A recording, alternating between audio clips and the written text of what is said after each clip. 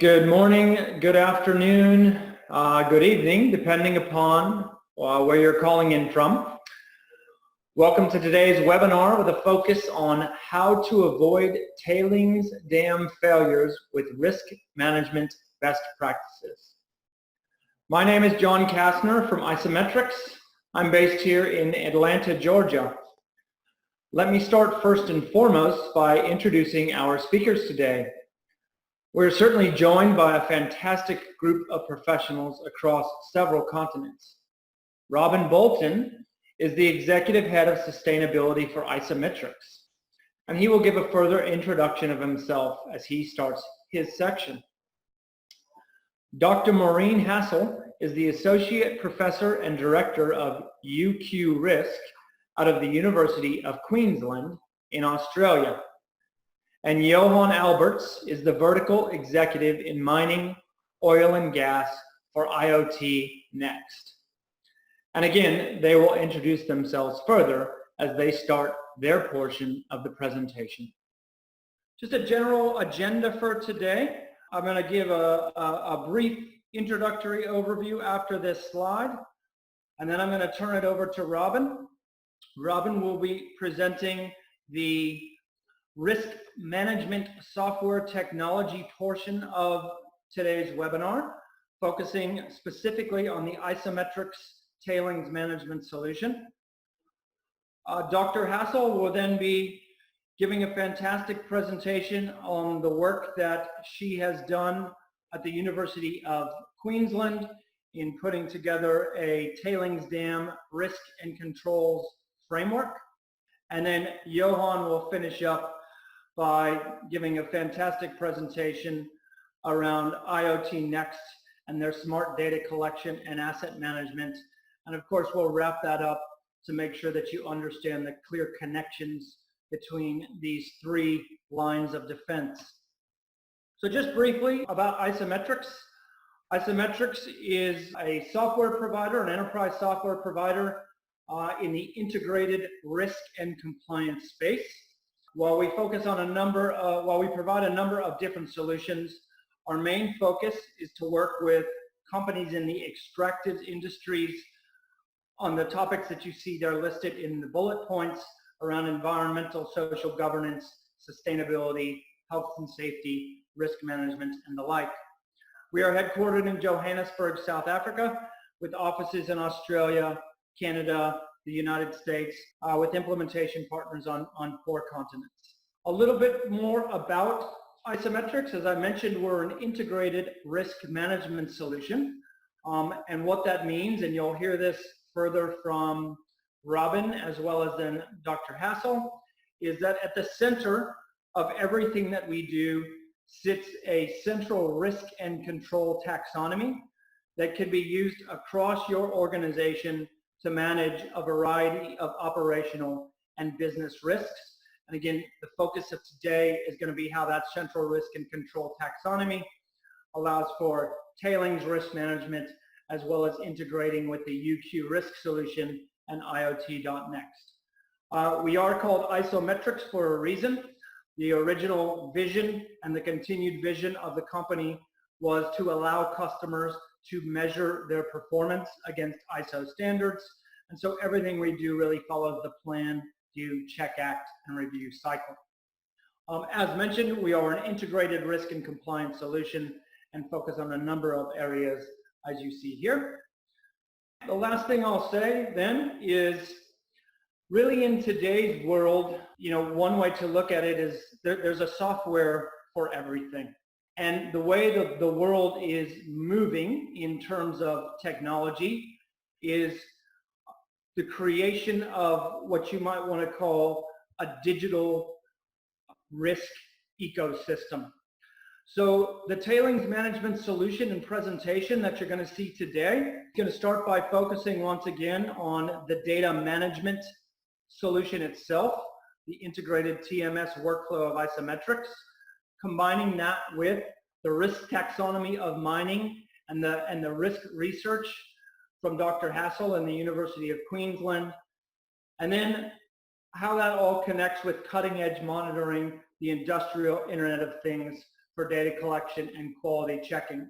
And anytime we're talking about big data, we're also talking about things like big data management via cloud platforms and data lakes, as well as in business intelligence and analytics via business intelligence platforms like Click. So at this point, I'm going to turn it over to you, Robin, to take the audience through the IsoMetrix integrated tailings management solution.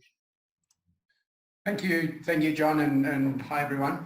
Right, so just a little bit about myself. I've been in the environmental, social and sustainability fields for close on 18, 19 years, firstly as a consultant and then moving on to IsoMetrix. Quite a lot of work along the way was dealing with tailings dams, their risks, their impacts. So with that knowledge, when coming to IsoMetrix, one of the first things we built was this tailings management solution. So now getting on to the actual solution that we offer. It was originally in the design phase, considered the ICMM's principles of tailings governance. Now this formed the core of the build to ensure that we actually covered each of these 6 principles. And when I go through the solution and show you the different capabilities, hopefully these 6 points come through. Right, so this is really what it's all about. This is the interface of our tailings management offering.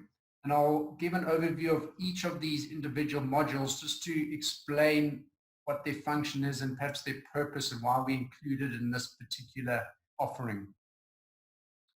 So starting on our left in terms of planning, a document management module was felt necessary in order to ensure a central place for any tailings related documents. And this could be procedures, policies, permissions, licenses, design drawings, and so forth. So that at least it was a central place anyone could go find the relevant information.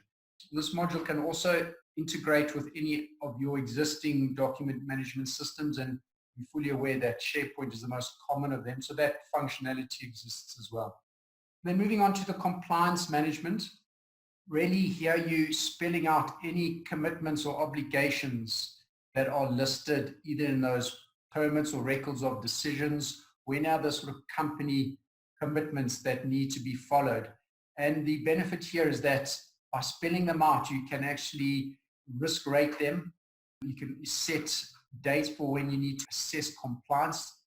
And therefore, the objective was that no commitment or objective actually goes unnoticed. Then moving on to the risk management, this is really where a lot of the work that Maureen speaks about fits in. And in terms of their risk registers and libraries and the controls. So from our side, I'm just going to indicate that besides the work that she does on that, you can also list any aspect or hazard related to your tailings facility, go through a risk rating process, incorporate your controls and understand perhaps what the residual risk is, so that build up your risk register related to your health or safety or environmental or social risks related to that facility. And then obviously from a risk register, you can understand the hierarchy of risks and attend to those that obviously come out as still as a high risk. It's also important just to remember, and I just want to sow the seed now, that the aspect of likelihood and consequences is very important when it comes to tailings dams, because the consequence can be catastrophic. So you'll see later when we talk about that, that is all dealt with in our risk management module. Moving on to the responsibility matrix, that's a unique one just for this solution. And the thinking here was that we design a module where individual tasks can be listed related to a tailings dam. For example, it could be a daily inspection of a delivery line or a spigot system, or just a drive around the facility for general inspections. Now that task is listed, it's appointed to a person. Now, if that task is not undertaken in the fact that somebody comes to the system and ticks, right, this task is done, the system can notify a more senior supervisor or someone else you list to notify them a particular task was not done. And the reasoning for this really was just to ensure that critical tasks do get undertaken. And for example, if something wasn't undertaken, there could be good reason, but someone can follow up and just ensure that those critical tasks actually get done. If you remember, one of the key ICMM principles was management of change. So we brought in that module to ensure that any significant change or change in terms of a process or procedure or so forth gets managed and the impacts known, and so that there's more of a smooth transition when change happens. Okay, then moving on to the very right-hand panel. Stakeholder management is where you can capture a myriad of details for your stakeholders, and these can typically be community members, contractors, government or authorities or NGOs, anyone related to a tailings facility. And it's important because the details get integrated to some of the other modules where you might need to notify particular stakeholders. So integration between the modules is important to remember. And then the next couple are actually probably the most important, where if an incident or an event occurs, that the details get captured and that a full investigation happens via whichever method your company uses for investigation until proper closeout. And it's a very stepwise process where there's particular sign-off by an authorized person before proceeding to next step. So it's a very in-depth module, but the purpose is there to ensure that any incident, be it perhaps seepage that's notified on noticed on the side of a dam or whatever, actually gets investigated properly. And then your audits and inspections, we're all well aware of these, and they have to occur through a tailings dam. So any audit protocol or inspection checklist can be captured in the system and the audit scheduled, undertaken with any findings captured in the system, and with that finding, a corrective action. And again, it ensures that any of these findings actually get dealt with properly and corrected to reduce the whole risk profile of your facility. And then moving on to your tailings management monitoring, that's where your environmental monitoring data feeds in. And within there, we've got our water, our dust fallout, our biodiversity, our waste. All of that environmental monitoring data will feed into that module. And it will be good to remember that this is probably where a lot of what IoT.nxt will be gathering, in terms of gathering this data through devices or what other measures can feed in to that this particular module, because we're also dealing with, in many cases, a lot of data, a lot of monitoring results.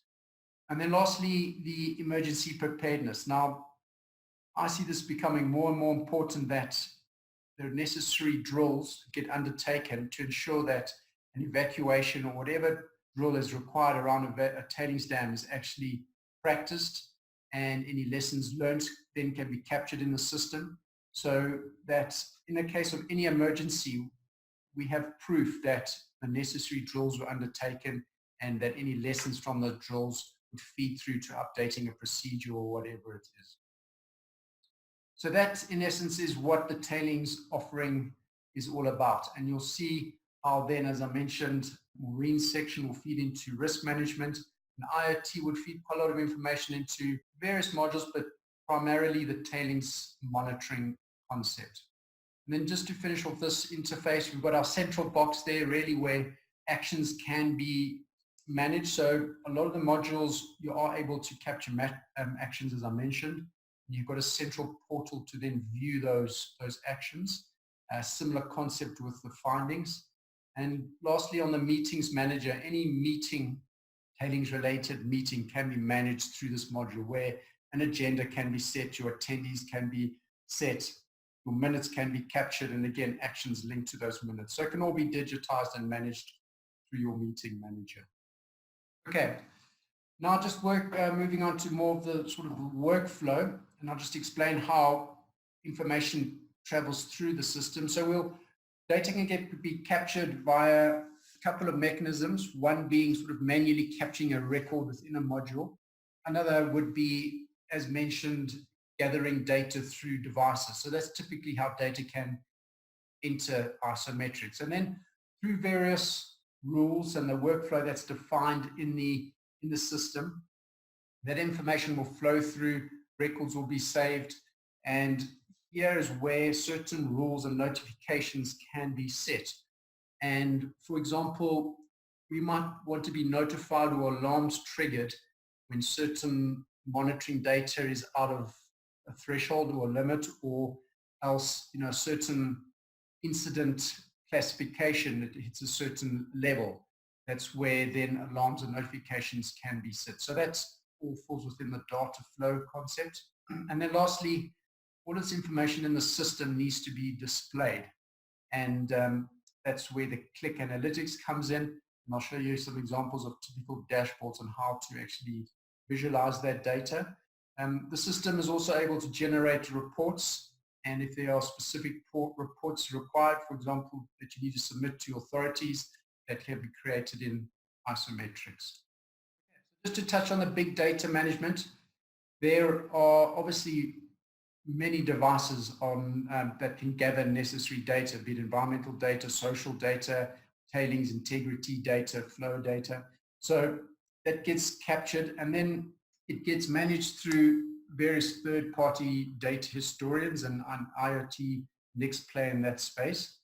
And thereafter it can be stored in the cloud, where specific rules can also be set to push data directly into the IsoMetrix system. And what I mean by this is that a rule might just be when a certain set of data is out of a threshold or a limit, or just that because we're dealing with a lot of data, just a weekly average gets sent through to IsoMetrix, so that then you can trend it or graph just those weekly averages.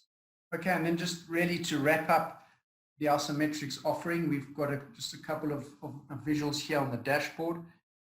This particular example is of the actions overview. There's a myriad of ways how the data can be displayed. It can be in various graph types, tables, and very useful is that you can actually click in and drill down into particular information, and all the graphs will update accordingly. So you can go in and basically investigate through click details of a particular record, and you can even take that from here, a link back into the system to read those details. Just again, some examples of environmental monitoring data. Fully aware, water is probably the most key environmental aspect to monitor. So the system actually has several sheets just dealing with environmental water, be it quality, perhaps depths, freeboard, even related to freeboard height, that type of thing. And then some other examples of your dust fallout levels that recorded in buckets, or waste that may be generated from the facility. And lastly, you can even track in terms of rehabilitation, your sort of fauna and flora species. The last part I just want to wrap up in terms of benefits. So hopefully some of those came through in the few slides before, but just to reiterate that the system has been built on internationally recognized standards. We feel that having a central repository for all the documents and related information is pretty key. We are able to integrate with other devices. It's very important that people probably that are sitting or located away from an actual tailings facility, it's real-time notifications and data of what's happening on that facility. So there's no lag between data being captured and a person knowing what's happening. The risks and obligations obviously can be spelled out and managed accordingly. Incidences can be logged and investigated. There is the mobile and offline capability. So we're fully aware that certain tailings dams are in areas that are remote and out of connectivity. So that functionality exists where you can still capture data using a mobile or offline device. And then I mentioned about those alerts or alarms or notifications. And then lastly, we felt being able to display that data either in dashboards and reports just makes the solution that much more powerful. Thank you. John, over to you. Okay, excellent. So thank you, Robin. Really appreciate the insight into, I suppose, the first leg of the tripod that we'll be working through today, the concept of having a central data management and central repository or central risk management repository for this information. So We're going to go ahead and hand it over to Dr. Maureen Hassall, who's going to introduce herself and then talk you through the work that she's been doing at the University of Queensland and at UQ Risk. Hello everyone, my name is Maureen Hassall. I'm an Associate Professor and Director of UQ Risk at the University of Queensland. At UQ, I've spent the last decade working on and researching ways to improve risk management, particularly in the high hazard industries. Prior to joining UQ, I was actually working with Rio Tinto in Canada, New Zealand and Australia. So today I'm going to talk about some of where research is telling us we need to go in terms of managing catastrophic risks. So catastrophic risks are the high consequence, multiple fatality, usually permanent or widespread environmental harm, and it causes significant disruption and damage to companies' financial, reputational and other performance metrics. So in the mining industry, catastrophic risks are typically around strata or fall of ground, where we have high wall failures or underground cave-ins. We can also have catastrophic risks around underground mine fires and explosions, as well as in the tailings dam, which is the focus of today's presentation. But my work is motivated by finding effective and underpinning frameworks that can allow you to integrate the management of all risks. Work is being done by others in trying to understand these catastrophic events. And what we do know about these events are that the risks are well known, and even the controls required to manage those risks are well known. But what we're finding is events happen when we underestimate the risk. So we focus not just on consequence, but we dilute consequence or dilute the risk with likelihood. And the other is that we're not implementing, or if we're implementing, we're not maintaining the most effective controls to address these risks. So in response to these findings, the ICMM has developed the critical control or critical risk management system, which follows a 9-step process. Information on this process is available free online if you Google ICMM and critical control. This process endorsed a more stringent definition of control, which really, historically we've put all sorts of things in the bucket of control. Now we're really deliberately defining what is a control and what is support for that control and what is verification of that control. So the work that I've done in developing taxonomies, not only for tailings risks, but also for the other catastrophic risks, build off the ICMM definition of control and follow the ICMM process. So I'll just step you through that with the tailings dam. So we start at step 2, which is defining the material unwanted event or the catastrophic risk. And in this instance, it's a loss of containment of tailings. The next step is to identify the controls, and we use the bow tie analysis to do that, to identify the controls that of themselves will prevent the loss of containment of tailings or mitigate the unwanted consequences if there is a loss of containment of tailings. Now, I've done this across a number of companies. I also keep a tab on the literature and incidents and have produced a generic or a reference bow tie, and this is what it looks like in the IsoMetrix systems. So we have the loss of containment at the centre, the generic threats and controls on the left-hand side, the prevention controls are on the left-hand side and the mitigation controls are on the right-hand side. If we can create reference sets for the industry, we can start to collect information about what is good and leading practice for controls. To do that, we need to move to the next step of the ICMM IsoMetrix system, and we need to explain what is, for each of our controls, what is good control performance. So we specify that, and we also specify what we need to do to verify that control performance. And again, I've created a reference set of information where for every control that's listed on the bow tie, there is a stated purpose, there's a description of the control specification or what good control performance looks like. There are example questions of how you can capture the actual control performance and what control triggers, what performance might trigger a stop or a go in the operation, and also how to convert the questions into a measure of control performance. So there's an algorithm, a sample algorithm there. And that's done for all the controls on the bow tie. Now, if we do that, we can then, if we have that information, we can then go out and consistently measure.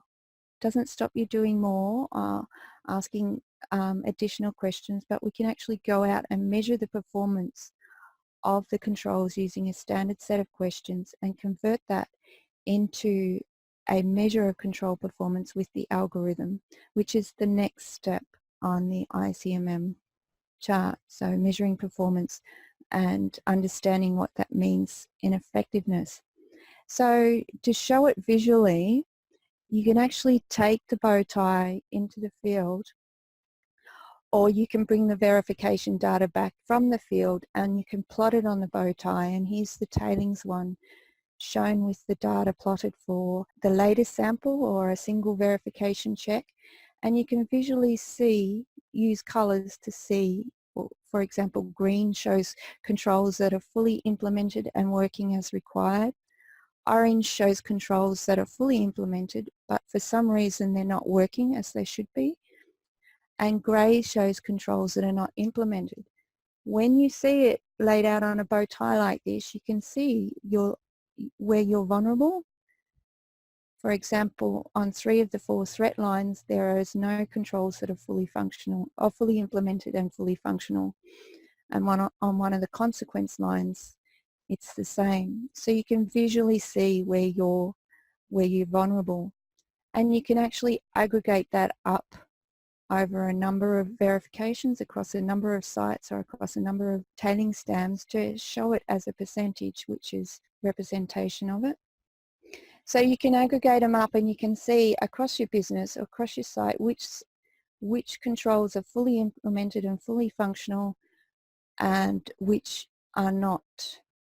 And you can put different levels of coding depending on the percentages and how significant you think the control is. And you can do that in real time. So you can start having the reporting flow in real time to see on which dams you're vulnerable and also which areas of the world you're vulnerable. You can use it to benchmark sites against other sites as you start to collect historical data. For example, if one site has a control that's 100% and another site only 10, then you can automatically direct you to prioritize or research why. You can also do it not only on the proactive verification of controls, but you can also do it on incident analysis. And here's an example of the bow tie that we produced when we analysed all the fatal incidents that occurred in American mines over a short period of time. These ones relate to vehicle events. But by taking the bow tie into an incident investigation and working out which controls worked, which controls were implemented but didn't work, and which controls weren't implemented, and you aggregate those at a business level or even an industry level like we have done here for the American mining industry, it quickly shows the controls that need to be prioritised as focus areas. For example, the top one is saying that nearly 20% of American mine vehicle fatalities is due to the failure of parked vehicles in a fundamentally stable manner. So by having a standard taxonomy for the unwanted events, standard bow ties, standard ways of checking whether the standard controls on those bow ties and standard ways of checking those controls, you can start to create really meaningful analytics that give you transparency on how you're performing, give you insight on where you need to improve, and give you measures of which you can benchmark across different facilities. And there's a lot of power in that. You can also, this is another example analysis where you can compare what you're finding in your verification of controls versus what you're finding in incident investigations. And when I've done that for companies, that has also produced meaningful insights about where verifications need to be focused. So the next one is when you begin to understand that we've got areas of inadequate control performance, either through the incident investigation or the control verification, we need to start exploring that. And in recent research that we've done, we've found that control effectiveness means different things to different people. But at a high level, it should be broken down into two things. One is the adequacy of the control to address the risk, and the other one is the reliability of the control, or the ability of the control to function fully over time and over different operating scenarios. And if your control is inadequate, then it depends on the reason why it's inadequate as to how to address it. So if the control is inadequate because it doesn't address the risk, then and I've provided some examples there, then we need to go to look to better control designs. If the control is inadequate because it is not reliable, we don't consistently apply it, or it has a lot of erosion factors, then we need to have a look at how we can better support that control. And in terms of support can consist of operational activities, maintenance activities, engineering activities, and management activities. And if you're familiar with the James Rees and Swiss cheese model, without support, the holes in the cheese get bigger, or the controls erode or become less healthy over time. So this support activity is often very important, particularly with those critical controls that we're backing our lives on. So within the IsoMetrix system, for each of the controls, we've not only specified them and said how to verify them, provided reference information for that, but we've also provided reference information for people to consider how to support the controls or make sure they've got the controls in place.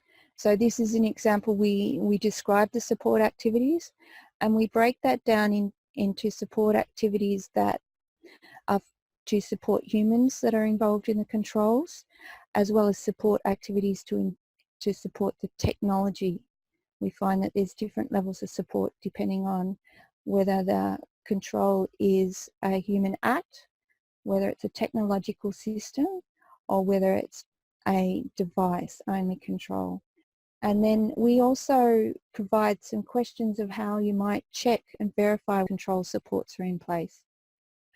So in summary, for tailings dams, the risks and the controls associated with those tailings dams are well known. There's a lot of documentation out there. There's reams and reams and reams of it, not necessarily in a human-friendly way. This reference system that is being developed, by which documents the risk, the material unwanted event, as well as some demographics that you can capture around your particular tailings dam, as well as the generic bow ties and the specifications on the controls and the verifications on the controls, is all a distillation of some of the information that's out there that companies can then take to review and tailor for their application. The catastrophes occur when we fail to implement, monitor and maintain the most effective controls for a given tailings dam. We are operating blind. We don't know our full risks unless we truly know what our real-time measures of control performance are. So that's whether the controls are implemented, whether they're fully functional, and if they're fully functional, whether they're adequate at addressing a tailings dam's particular risks.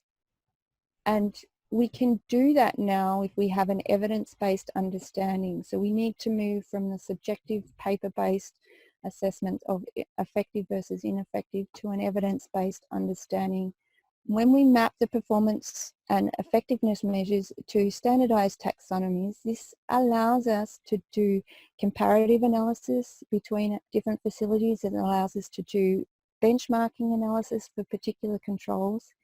It also will allow us to start to do some artificial intelligence-based analysis and forecasting once we get historical data in the system. So that's all I had for my presentation for today. Thank you very much, Maureen. Some really great insights there in terms of tailings risks and controls. I think you said some really interesting things, particularly about the fact that there's plenty of data out there, an inordinate amount of data, but really, some of the challenges about how do you actually use that data, what data do you use, how do you monitor that data, so on and so forth. And so I think the third part of this tripod then is to say, great, we've got a management system in something like IsoMetrix that can consolidate all of that information and allow you to take action on that. But what is it that you should be using in terms of your framework to help manage that? And that's really where the great work that you've done at UQ and with UQ Risk to bring that together. And so now let's talk about, the real technical aspect of things that are going on here, and hear from Johan at IoT.nxt about their contributions in this space. Thank you very much, John. Hello, everyone. Thank you for the opportunity. Yes, as a qualified business analyst and solution architect, I've obtained more than 14 years in the field of physical asset management and reliability, engineering, consulting, advisory, and solution design. IoT.nxt is a global provider of technology solutions designed to collect and clean data, enabling real-time monitoring of integrated complex systems in one view through our technology stack. By partnering with IsoMetrix, data entering the management system can trigger automatic actions and simplify reporting. This provides customers with a complete end-to-end solution. Earlier this year, a subsidiary of Vodacom acquired a majority stake in IoT.nxt, and this has enabled significant expansions globally for us. Our mining customers currently includes Anglo American, Exxaro, and Sibanye-Stillwater Waters. We have offices currently as well in South Africa, Netherlands, and USA, but with the whole Vodafone majority stake, we are going to go everywhere they are, basically. IoT has been around for over 10 years.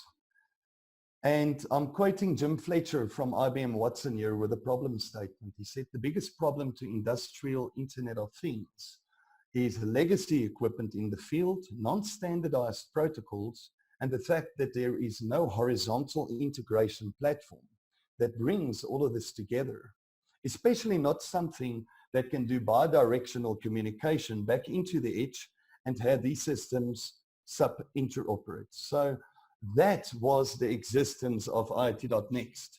We developed superb technology, which is trademarked the Raptor. The platform functions is primarily as an aggregation layer between devices and visualization layers or other services. The Raptor focuses on being agnostic to different protocols and interfaces while allowing for flexible configuration. Additional value-adding functions are available through the default Raptor instance, including edge workflows, data filtering, device actuation, atomization, and instant access to updates and newly developed protocols. So the IoT.nxt Smart Mine. On the left, you will see the islands of digitization for any organization as we know it.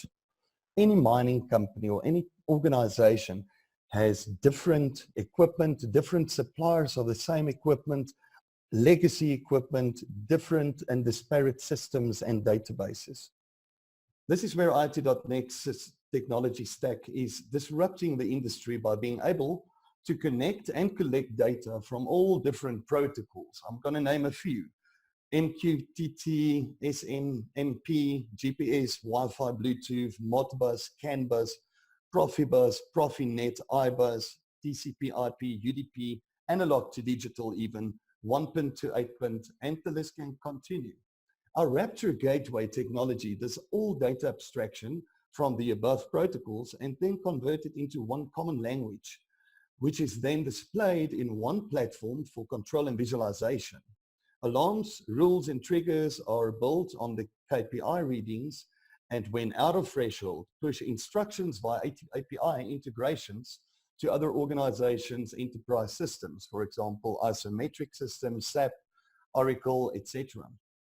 Data are either stored on-premise server infrastructure or in the client or hosted cloud environment with AWS and Azure, from which the client can link additional business intelligence or analytical tools to it.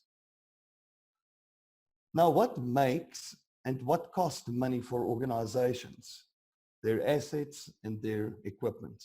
International bodies has defined well-versed standards and methodologies for best practice asset care, for example, ISO, GFMAM, and AIM. IoT and digitization should be part of an organization's asset care strategy to react, plan, and schedule within real time to predict and prevent loss of production and lives. IoT will enable asset and maintenance management strategies and methodologies to live in real time and to be smart.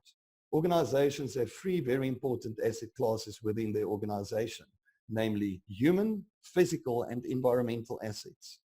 All organizations strive to improve the performance, mitigate the risk, and lowering the costs associated with these asset classes.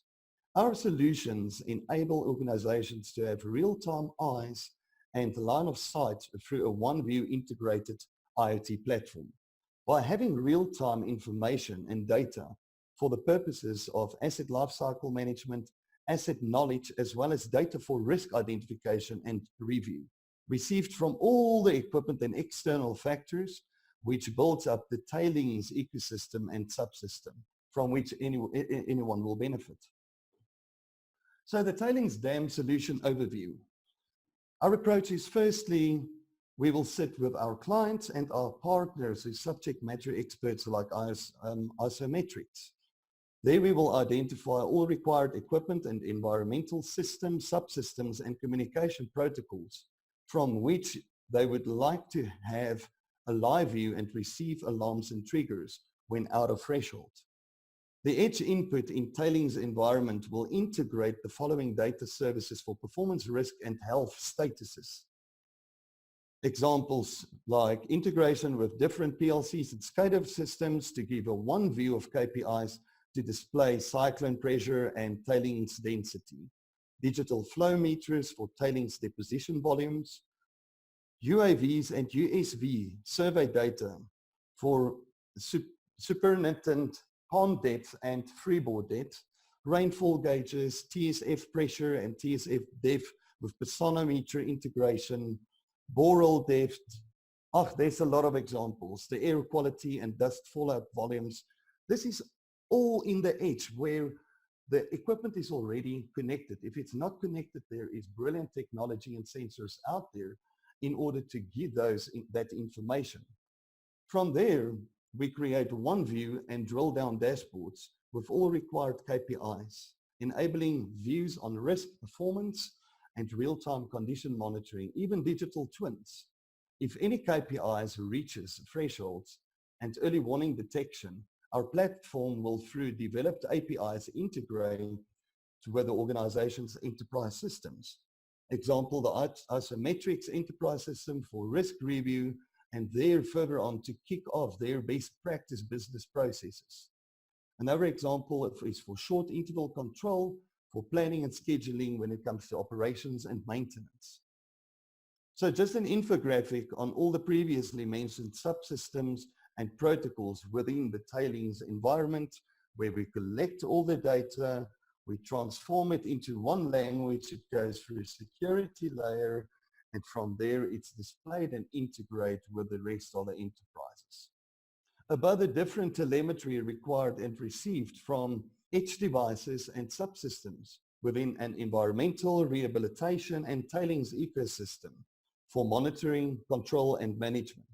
So this real-time input stats to governance reports like your environmental monthly and annual reports.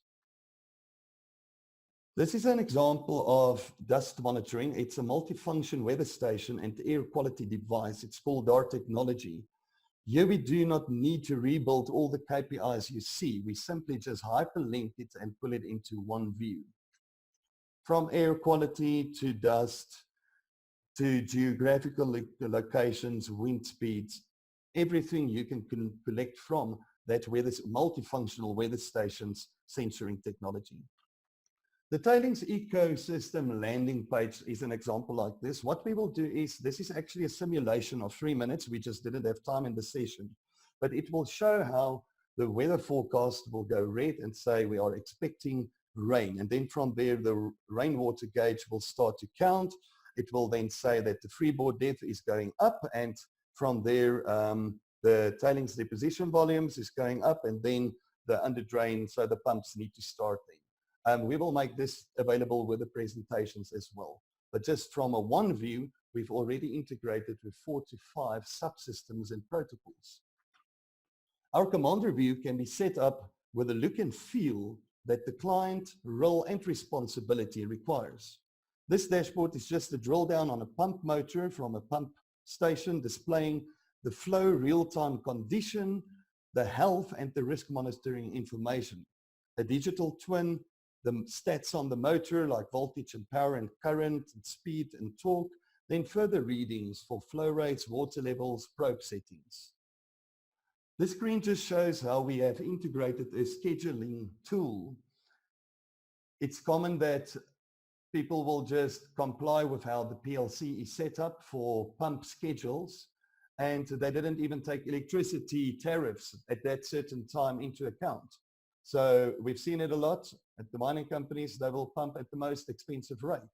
So now we can just override this by bidirectionally writing from the Raptor back to the PLC, and then build schedules on good tariffs, and it's an immediate cost saving. Further on, you can see there is an example just to say no water detected on the sensors. So this is how the alarm buttons will look like, which people need to acknowledge, and then from there it will kick off then the workflow if it's out of bound or if you need to address anything on that. Further, just a little bit more pump telemetry just to show that you can start to view and go back in trends analysis on power and voltage and current. So the screens are so easily configurable and set up and pulled from so many different other systems into a one view. So to end off with is, I always ask the question, where are you? If you have no visibility, you have no measure, no control, and no management. If you have limited, you want to grow to partially, and everyone want to actually end up at a full or an excellent stage on having eyes on what's happening with my assets. That's all from me. Thank you very much. That's excellent. Thank you very much, Johan. I think you did a nice job there of really bringing together sort of the third piece of this tripod. I think hopefully those of you who listened to everything that Johan was saying should have picked up, of course, that what IoT.nxt does is far beyond potentially just looking at tailings management and tailings management risk. And I think the really interesting part of what you said, Johan, is that concept of two-way communication. So taking data from edge devices, bringing that into, first and foremost, the Raptor, and then pushing that into IsoMetrix as an example, to then take action on from an overall risk management perspective, but also even if it's never really getting to something like IsoMetrix, to be able to take that information, push it back to the device, and sort of address the Watson challenge of no two-way communication. So thanks very much for sharing this really fantastic technology that you all are bringing to the table. So yeah, just a couple of questions for you. Maybe Robin, you can address this one. what, in your opinion, are the minimal obligations during the care and maintenance of operations? And what would you expect to be done? Thanks, John. Well, your minimal obligations, I would say, really stem from from various sort of aspects. For example, what your closure plan might stipulate, what your environmental authorizations or environmental management plan may stipulate, what perhaps company policy has in terms of how to manage tailings dams during care and maintenance. So there's various areas where this could come from, and you could bring them all together and then make sure that each of those obligations are actually met.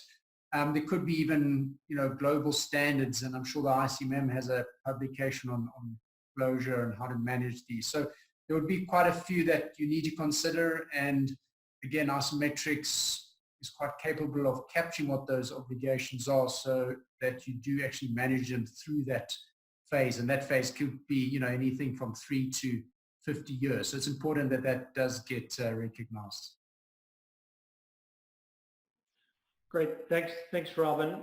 Yeah, and then just another question, and perhaps it's a bit of a combination between both you and Johan, who could answer this. What are some of, I guess, the key sort of integrated data opportunities and dissemination of data that you see in terms of tailings facilities in particular, but maybe other sort of mining topics and mining areas of risk? All right, let me give that a try and then hand over to Jan if you have anything to add. So integrated data opportunities. Well, if we're talking about data, I mean, there's many devices from sort of water quality loggers to flow meters, all sorts of devices that you can integrate with and pull that data into a system. Piezometer pressure readers. I think those who are familiar with tailings facilities are familiar with a whole lot of these sort of devices. And in terms of a sort of how you disseminate or display the data, again, I think it's up to every organization. They might have individual requirements in terms of what they see. Every user might be different in terms of what they see. So the dashboards can be displayed or created to show exactly what a particular person with certain accountability and responsibility would want to see. And then again, there might be a way to display the data for reporting purpose. So there's actually quite a lot we could talk about that. So if I haven't answered it fully, I'm quite happy to follow up after this and provide more. Yeah, I think, Robin, you've addressed a lot around the tailings side. John, your question was in general for mining. So I think we've addressed all the needed technology and sensors and inputs around a tailings environment, even a rehabilitation environment. But further on in the mining, very important is your human asset. And it's becoming very common for the guys they want to know where their workers, their contractors, their employees are. It doesn't matter if it's in a plant or if it's underground or in an open cast mine. By building proper, tracking them, having gas sensors around them. You can even these days get a full health status of a worker, his breathing, his blood pressure, his heart rate. Geo-fencing them, having alarms if they're not in areas they're supposed to. And then further on is just to look at the whole production and operational area and having your eyes on 3 components. And that's usually your vibrations, your temperatures, and your alignments. So that's from our side the things to keep eyes on. And IoT actually provides this these days in real time. Great, that's fantastic. Thanks very much, Robin and Johan, for your responses. Okay, so another question that we have is, why don't we develop the global standard of tailings dam design and safety management? So, Dr. Hassall, perhaps you can address that. I think we need to develop an industry standard, and I think we need to measure ourselves against those standards. I think it's possible, and the first part is to have an agreed taxonomy, which is what we're working on. when you look at what is happening in mining versus the other safety critical industries, the other safety critical industries already have this in place. So I think it's up to us to make it happen, and we should make it happen. Thank you very much, Maureen. Okay, and then just one more question. So the solution, can you provide a summary on the solution or a recommendation in order to prevent a dam failure like the Brazil case in 2019? Yeah, so perhaps Johan and Dr. Hassall, perhaps you can answer this. I think it goes hand in hand with what Maureen just mentioned. It's all with regard to an industry standard with taxonomy. Taxonomy will be built up with really this risk areas and risk identification and KPIs that you need to have eyes on. So based on my last slide, if you don't have any visibility, you've got no measure, you've got no control, and you can't manage it. I think it will be preventable, first of all, to predict it, to prevent it. And that's where IoT will come into giving a one view and real-time information on the required taxonomy. If I can just add one thing there, I think we need to learn that these type of risks need to be managed and prioritized based on consequence, and that consequence should not be downgraded, or the risk should not be downgraded with likelihood. Globally, when we're talking about these catastrophic risks, if we use likelihood to downgrade how we're going to prioritize and treat these risks, then we're leaving ourselves vulnerable for underestimating what's required to prevent disasters like the Brazilian dam one. So we need to truly understand the consequence, and we need to prioritize and manage them, because even a likelihood of 1 in 1,000 years, it doesn't mean it's not going to happen tomorrow. So we need to manage based on consequence. Great, that's fantastic. Thanks very much.